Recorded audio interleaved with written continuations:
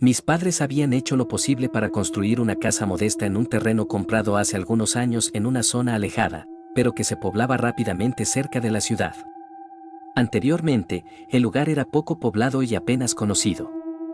Yo había conocido el lugar por una excursión con mis compañeros de colegio cuando era niño. En ese tiempo, todo ese espacio se extendía al pie de los cerros colorados, tan característicos de esa región, además de que colindaba con otros espacios erosionados, donde la tierra se había resquebrajado y daba profundas formaciones con algunas plantas entre las grietas. El lugar donde se ubicó el terreno de mis padres era un espacio que podía albergar entre 15 y 20 casas para una futura urbanización. Cuando nos trasladamos, aún no estaba terminada la vivienda, apenas tenía la pared y la puerta que rodeaba el lote, unos cuartos sin pintar por fuera, el patio y las conexiones rudimentarias de electricidad y agua. Seguro que cuando era niño me hubiese parecido toda una aventura, pero ya casi al terminar el colegio, el asunto de la nueva morada me parecía un perjuicio para mis relaciones de amistad y las actividades que debía cumplir en el futuro. El día que llevamos las cosas fue cansador y molesto. Las horas fueron de carga y descarga de muebles, cajas y objetos, también de arreglo y distribución de todo lo que fuera posible para continuar al día siguiente. Además, cada uno de la familia debía acomodar las cosas en su cuarto, armar los catres, distribuir los muebles, colgar la ropa, tender la cama e instalar sus objetos personales. La primera noche nos acostamos todos por nuestro lado, las luces se apagaron en los cuartos de mis padres, de mi hermano mayor y de mi hermana pequeña, y el silencio era muy profundo. Apenas había en la zona algunos vecinos y dominaban todavía los lotes.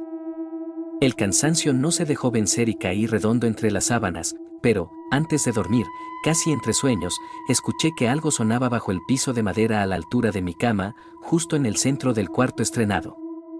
En ese instante no dejé que mi miedo por ese ruido se interpusiera y me dormí profundamente. A la noche siguiente, cuando me fui a acostar, de mi habitación emanaba una especie de aire tenso, era como un vapor frío y transparente que no dejaba entrar. Cuando conseguí avanzar, sentí una oleada de miedo sin saber por qué. Lo peor fue que, debajo de mi cama, los ruidos del piso movían la cama y se escuchaba como uñas que rascaban la madera. Al no aguantar la situación, traté de salir. Estaba sudando por el miedo, pero no podía. Traté de gritar y mi voz se ahogó en la garganta sin poder emitir ninguna palabra. A mis espaldas sentía pasos y la presencia de varias personas que no se sentían tranquilas. En un esfuerzo, me di vuelta apoyando la espalda en la puerta y no veía nada, solo el frío del vapor de algo invisible y el miedo que sentía en ese momento. La sensación o la presencia macabra se había esparcido en toda la casa y mis padres trataban también de salir de su habitación. Podía oír los golpes de su habitación y mi hermana pequeña lloraba en silencio sentada en un rincón de su habitación.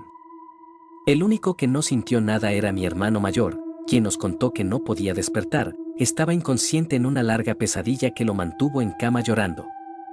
Las horas parecían más largas que de costumbre y solo al llegar el amanecer todo retornó a la normalidad.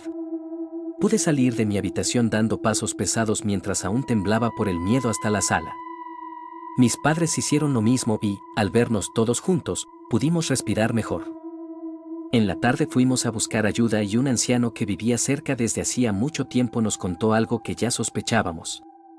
El lugar donde nos fuimos a vivir antes era un cementerio.